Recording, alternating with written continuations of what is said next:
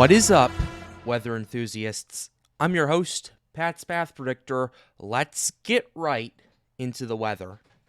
All right, so this is the situation we have right here. With our first winter storm warnings have been issued for parts of the country right here, including parts of eastern Missouri, southwestern Illinois, parts of Oklahoma, parts of northwest Arkansas. So we're going to go ahead and go over all of this. We're going to go ahead and start in Arkansas and around Fayetteville, this area right here. This is what we have. This is what we're expecting. Winter storm warning in effect from noon Tuesday until 6 a.m. Central Standard Time Wednesday. Heavy snow expected. Total snow accumulations of 4 to 6 inches across Oklahoma and west central Arkansas, and 5 to 10 across far northwestern Arkansas. This is basically for the area I just mentioned, from noon Tuesday till 6 a.m. on Wednesday. Impacts. Travel could be very difficult. The hazardous conditions could impact the Tuesday evening commute. So if you're on, so stay off the roads at the heaviest snow. If you can work from home or get off work early, I would recommend that on Tuesday. But other than that, this does look like your typical run-of-the-mill snowstorm. Although we could see some very heavy snow with this, especially around the St. Louis area, and this is why. Heavy snow expected. Total snow accumulation of 5 to 10 inches possible across the St. Louis area from 6 p.m. on Tuesday until 9 p.m. on Wednesday. Impacts. Roads, and especially bridges and overpasses, will likely be slick and hazardous. Travel could be very difficult. The hazardous conditions could impact the Tuesday evening and Wednesday morning commute.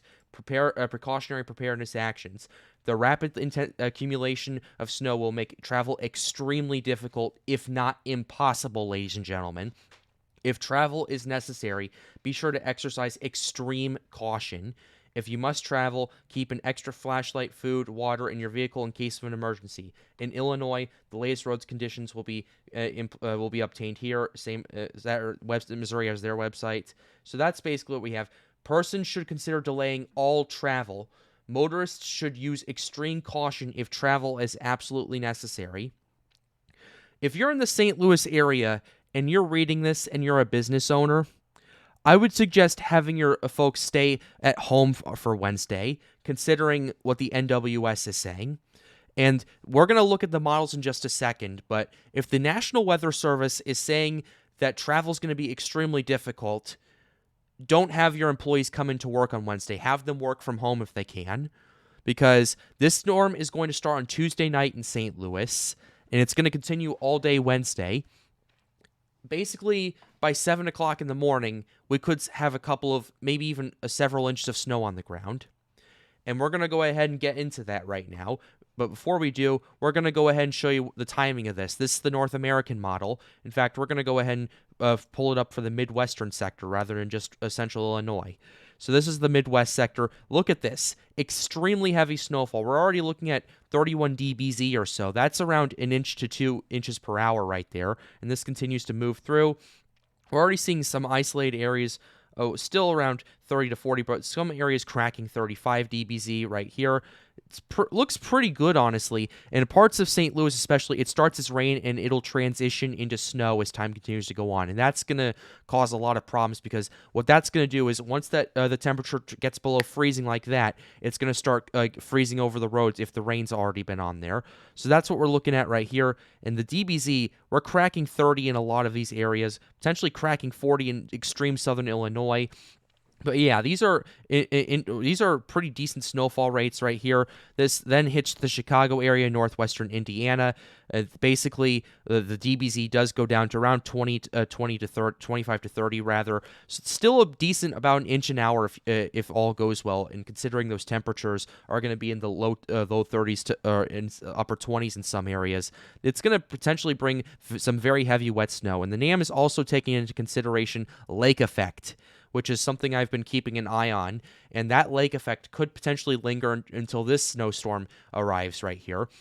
And we're going to go ahead and get to that. So the big question is, how much snow could we see? Well, around 5 to 10 is actually quite accurate if you pay attention to the North American model, and it seems like the NWS is basically making their not their guess, but making their estimates off the North American model, especially right here. The conditions are ripe for it, so Yeah, that's what we're looking at. These are some estimates right here. This is 84 hours out, so anything is subject to change. We're looking at 7.5 inches in St. Louis, around 6 or so in parts of northwest Indiana. Cook County, the spread is between 2 to 3 inches in parts of, and even in Waukegan right here, and as well as parts of the extreme northwestern Cook County right there, all the way up to 6 inches.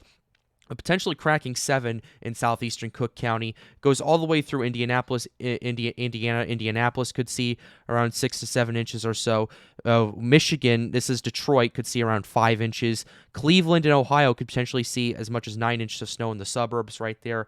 So definitely something to keep an eye on as time continues to go on. We're going to go ahead and show you other models as well because there is some variation with it. The GFS, this is the latest GFS coming out. This is the GFS system, at least for this system. Right here, the GFS is bringing around 5 or so, 3 to 5 in the Chicago area. It's still bringing a good 5 to 10 inches in that same region we were just talking about, although it has a little bit more of a south bias compared to the North American model. So definitely we'll have to keep an eye on it for sure, and we'll continue to update you here.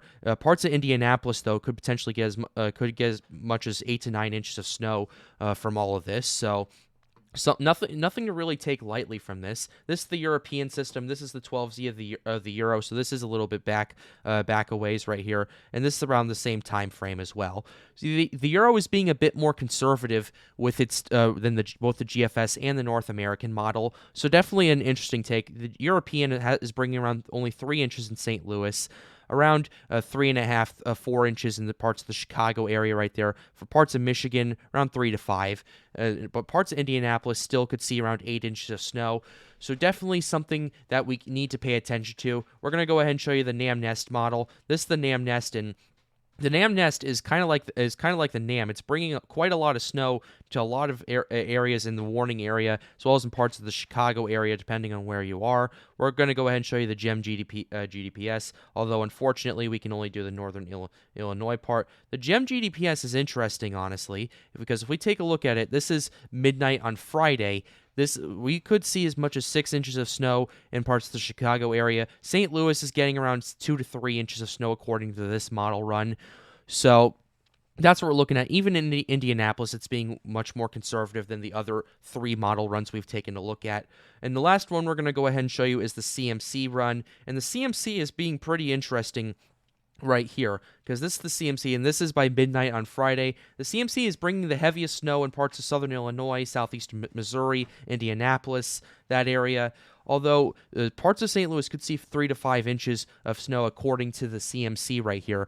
So there is some variation with the models. The NWS is being on the more aggressive side this time, and it seems like they're using the NAM and NAM Nest models to back it up. So it seems to me, I'm not giving an official estimate here. We don't do that for winter storms here.